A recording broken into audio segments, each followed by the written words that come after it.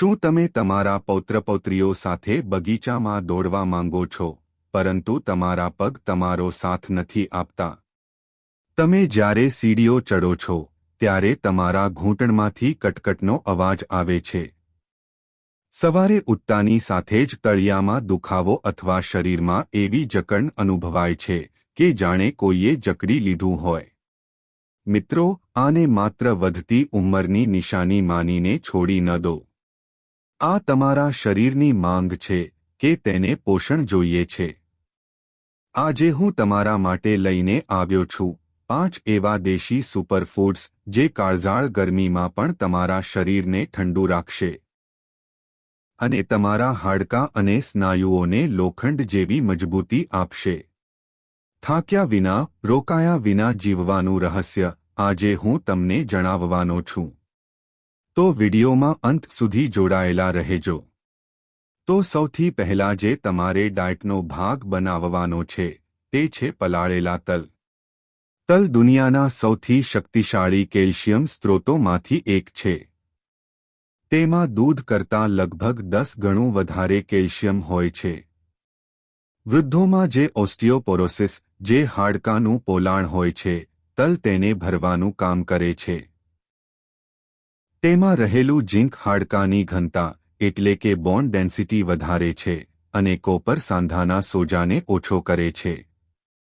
તલની તાસીર ગરમ હોય છે, પરંતુ જ્યારે આપણે તેને 8 થી 10 કલાક પાણીમાં પલાળી દઈએ છીએ ત્યારે તેની તાસીર બદલાઈ જાય છે.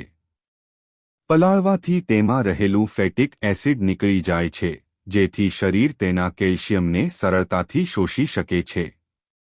કેલ્શિયમ આપવાની સાથે સાથે તે તમારા શરીરમાં નેચરલ તેલ પણ આપે છે. તો સાંધામાં કટકટનો અવાજ છે, સાંધા ઘસાઈ ગયા છે, તેમાં પણ આ ફાયદો કરશે. હવે જાણીએ તલનો ઉપયોગ કેવી રીતે કરવો. રાત્રે એક મોટી ચમચી લગભગ 10 ગ્રામ તલને અડધો કપ પાણીમાં પલાળી દો અને સવારે ખાલી પેટે તલને થોડા ગોળ સાથે ખૂબ ચાવીને ખાઓ. ચાવવાથી તેની અંદરનું નેચરલ ઓઇલ નીકળે છે, જે ઘૂંટણની ગ્રીસને ફરીથી બનાવવામાં મદદ કરે છે અને ગોળ સાથે ખાવાથી તેનું પાચન પણ સારી રીતે થાય છે. સાથે જ ગોળનું આયન શરીરને તરત એનર્જી આપે છે. તો આખી ગરમીની ઋતુ સુધી તમે તેને ચિંતા વગર તેને ખાઈ શકો છો. પરંતુ જો તમે ડાયાબિટીક છો તો ગોળ વગર માત્ર તમારે પલાળેલા તલનું જ સેવન કરવાનું છે. અને જો તમારા દાંત નથી, ચાવી શકતા નથી, તો તલને ખાંડી લેજો. તેને ખાંડીને પાણી સાથે લઈ લેજો. મિત્રો, હવે આપણે વાત કરીએ ગરમીના એ સુપરફૂડની જેને આયુર્વેદમાં શીતળ ઔષધિ કહેવામાં આવી છે. આ છે ગુંદર કતીરા. મોટાભાગે લોકો આને સામાન્ય ગુંદર સમજી લે છે, જે શિયાળામાં લાડુમાં નંખાય છે. પરંતુ યાદ રાખો, સામાન્ય ગુંદર ગરમ હોય છે, જ્યારે ગુંદર કતીરા તાસીરમાં ખૂબ જ ઠંડો હોય છે. આ કાળઝાળ ગરમીમાં તમારા શરીર માટે કૂલરનું કામ કરે છે.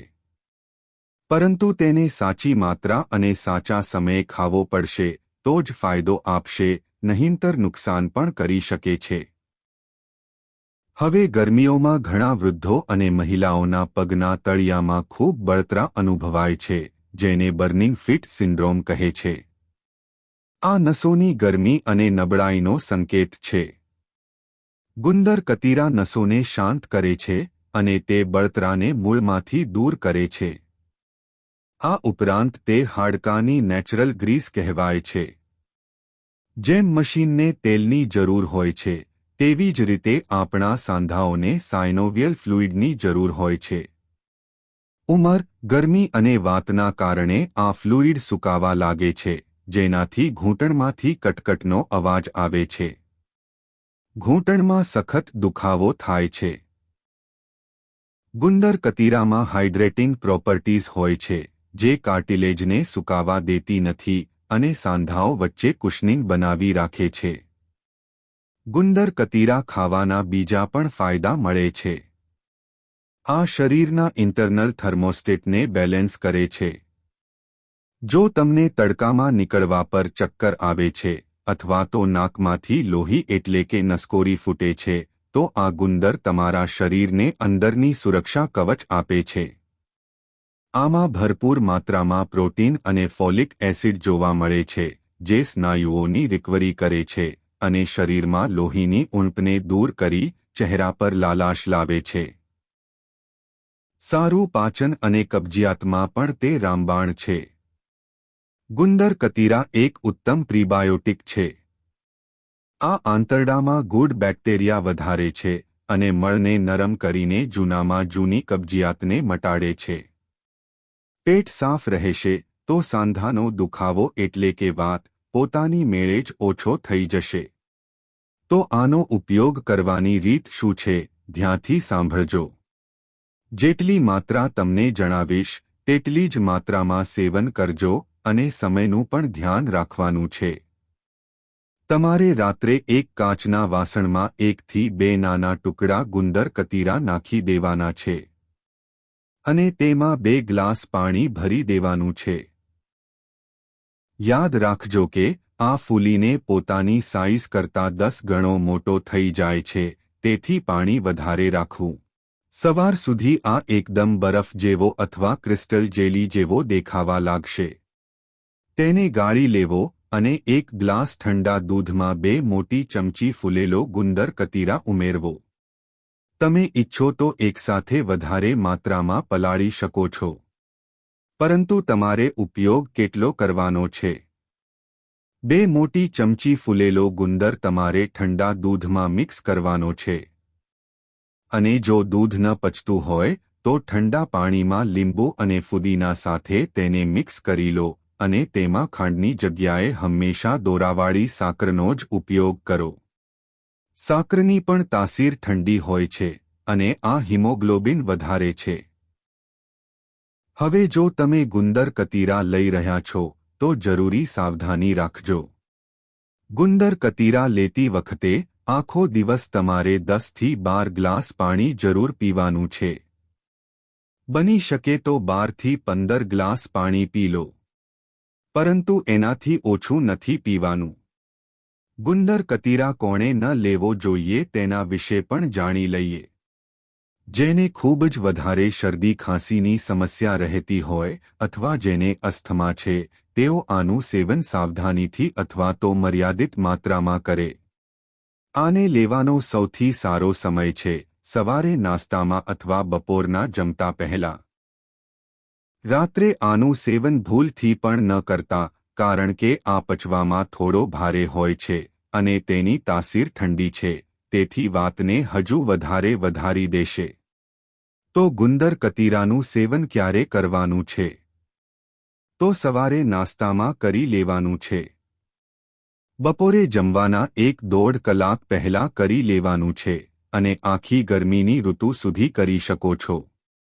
તો જો તમે ઈચ્છો છો કે આ ગરમીમાં તમારા હાડકાં ન સુકાય અને પગ લોખંડની જેમ મજબૂત રહે, પાચન સારું રહે, શરીરમાં તાકાત આવે તો આજે જ તમારા રસોડામાં ગુંદર કતીરા લઈ આવો. તમને કોઈ પણ આસપાસની મોટી કરિયાણાની દુકાને મળી જશે. હવે ગુંદર કતીરા વિશે તમારા મનમાં ઘણા સવાલો હોઈ શકે છે. ચાલો કેટલાક સૌથી જરૂરી સવાલોના જવાબ જાણીએ જેથી આને લેતી વખતે તમને કોઈ મુશ્કેલી ન પડે. જુઓ, સૌથી પહેલો સવાલ જે સૌથી વધારે પૂછવામાં આવે છે કે શું ડાયાબિટીસ સુગરના દર્દી આને લઈ શકે છે? તો જવાબ છે કે હા, ચોક્કસ લઈ શકે છે. બસ ધ્યાન રાખો કે તમે તેમાં સાકર અથવા તો ખાંડ ન ઉમેરો.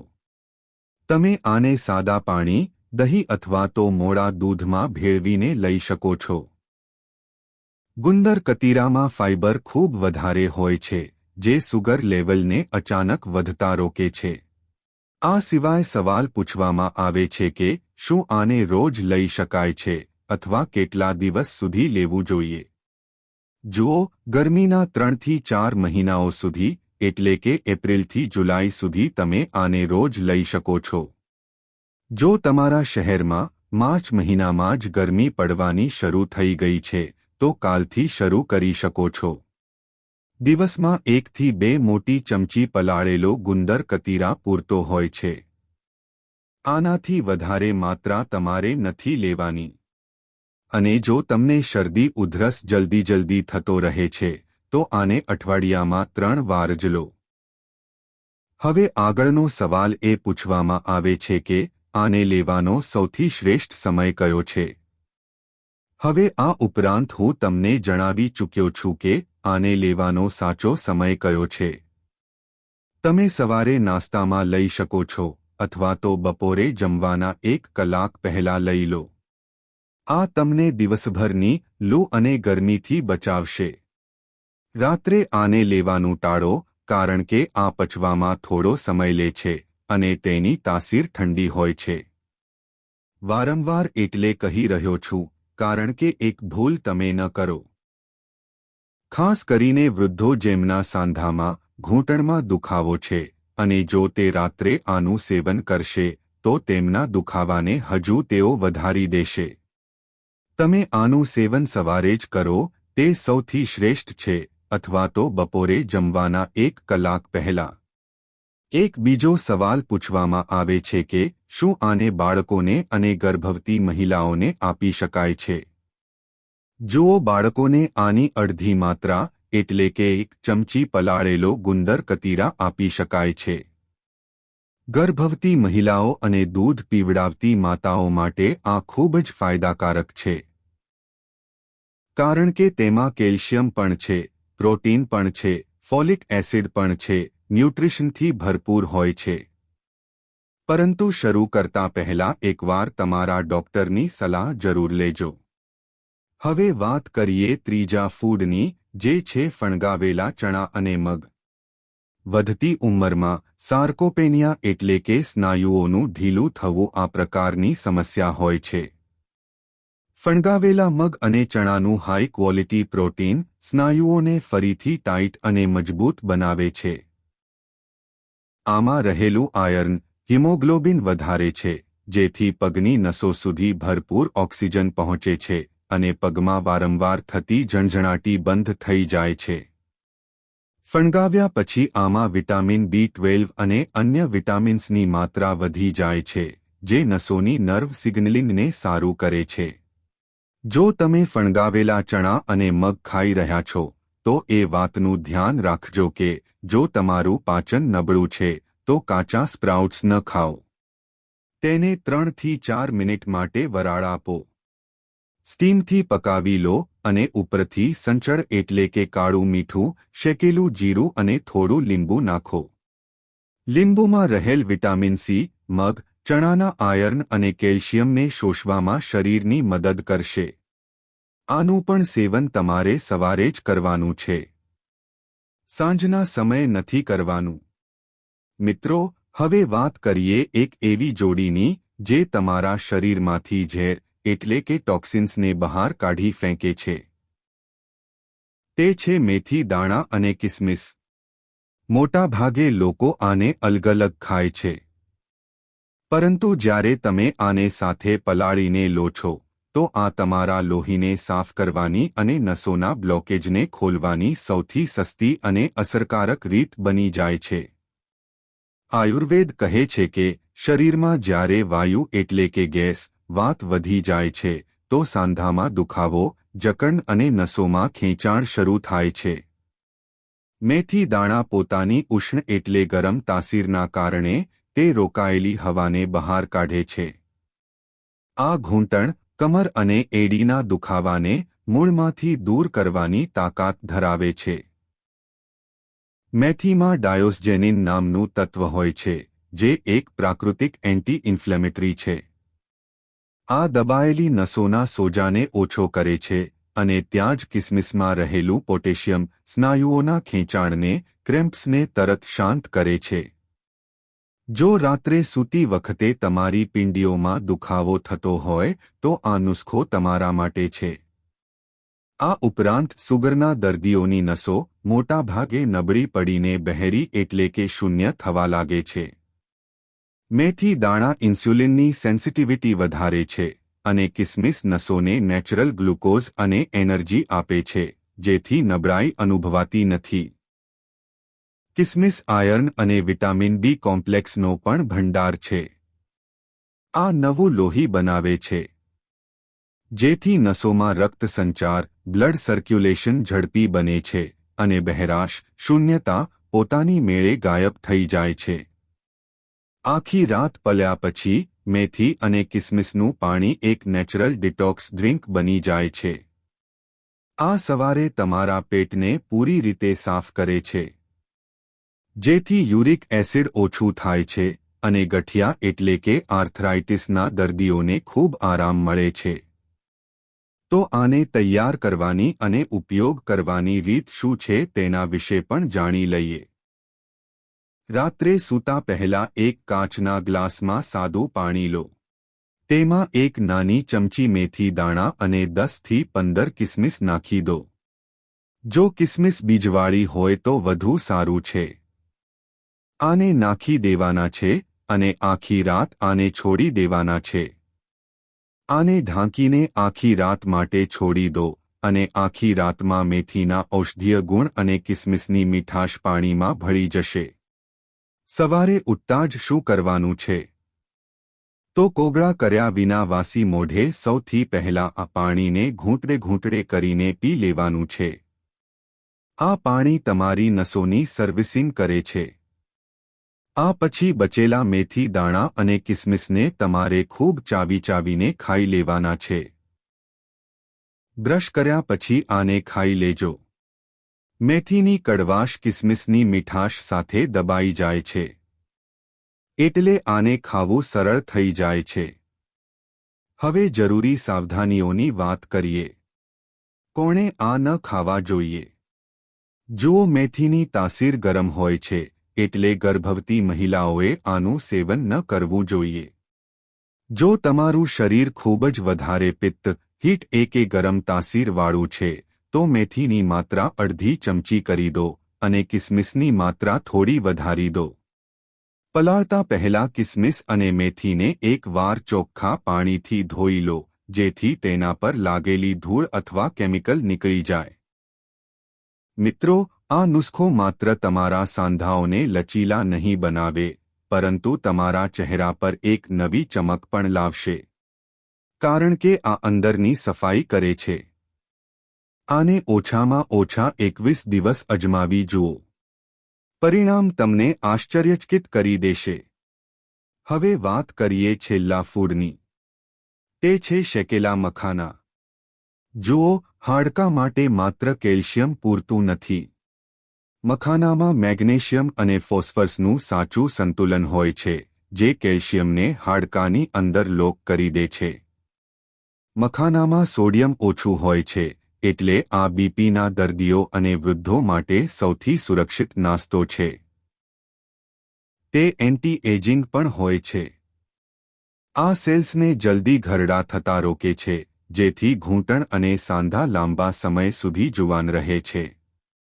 તો મખાનાનો ઉપયોગ કરવાની ખૂબ જ સરળ રીત છે. મખાનાને સૂકા તવા પર અથવા તો અડધી ચમચી દેશી ઘીમાં હળવા શેકી લો અને બપોરના નાસ્તામાં અથવા સાંજની ચા સાથે એક વાટકી મખાના ખાવા. આને દૂધમાં ઉકાળીને આની ખીર બનાવીને પણ ખાઈ શકાય છે. મિત્રો, આ પાંચેય વસ્તુઓ તમારા ઘરના રસોડામાં રહેલી પ્રાચીન દવાઓ છે. ગરમીની આ ઋતુમાં આ તમારા શરીરને અંદરથી ઠંડુ પણ રાખશે અને તમને તે તાકાત આપશે જે મોંઘી અંગ્રેજી દવાઓમાં નથી મળતી. બસ યાદ રાખો, નિયમિતતા જ ચાવી છે. ઓછામાં ઓછા 21 દિવસ સુધી આનું પાલન કરો અને પછી તમારા શરીરમાં બદલાવ જુઓ. આની સાથે હું તમને જણાવીશ, જો આ ઉપાયને તમે અપનાવી રહ્યા છો તો શું નથી ખાવાનું. તેની પરેજી વિશે જાણવું પણ ખૂબ જરૂરી છે. જો તમે આ વસ્તુઓ ખાઈ રહ્યા છો, તો ઉપર બતાવેલા સુપર ફૂડ્સ કામ નહીં કરે. તો સૌથી પહેલું છે સફેદ ખાંડ અને સોડા. આ હાડકાંમાંથી કેલ્શિયમને નીચોવી લે છે. આ ઉપરાંત વધારે મીઠાથી બચો. આ શરીરમાં ઇન્ફ્લેમેશન વધારે છે. મેંદો અને જંક ફૂડથી અંતર બનાવીને રાખો. આ નસોમાં બ્લોકેજ પેદા કરે છે. મિત્રો, સનબાથ અને વોકિંગ જરૂર રાખો, માત્ર ખાવાથી કામ નહીં ચાલે. સવારનો પહેલો તડકો એટલે 7 થી 8 વાગ્યાનો જે તડકો હોય છે, તેમાં 10 મિનિટ જરૂર બેસો, જેથી શરીરને વિટામિન ડી મળે. વિટામિન ડી વિના તમારું શરીર કેલ્શિયમને શોષી જ નહીં શકે. અને હા, 15 મિનિટનું હળવું સ્ટ્રેચિંગ નસોને ખોલવા માટે અનિવાર્ય છે. મિત્રો, ઉંમર માત્ર એક નંબર છે. જો તમારું પોષણ સાચું છે, તો આ 5 વસ્તુઓને તમારી ડાયટમાં બદલીને સામેલ કરો. જો તમને આ જાણકારી ઉપયોગી લાગી હોય, તો અમારી ચેનલને સબસ્ક્રાઇબ કરો. આ વિડિયોને તમારા મિત્રો સાથે શેર કરો, જેમને આની જરૂર છે. ફરી મળીશું એક નવા વિડિયોમાં નવી માહિતી સાથે. ત્યાં સુધી સ્વસ્થ રહો અને તમારી સંભાળ રાખો.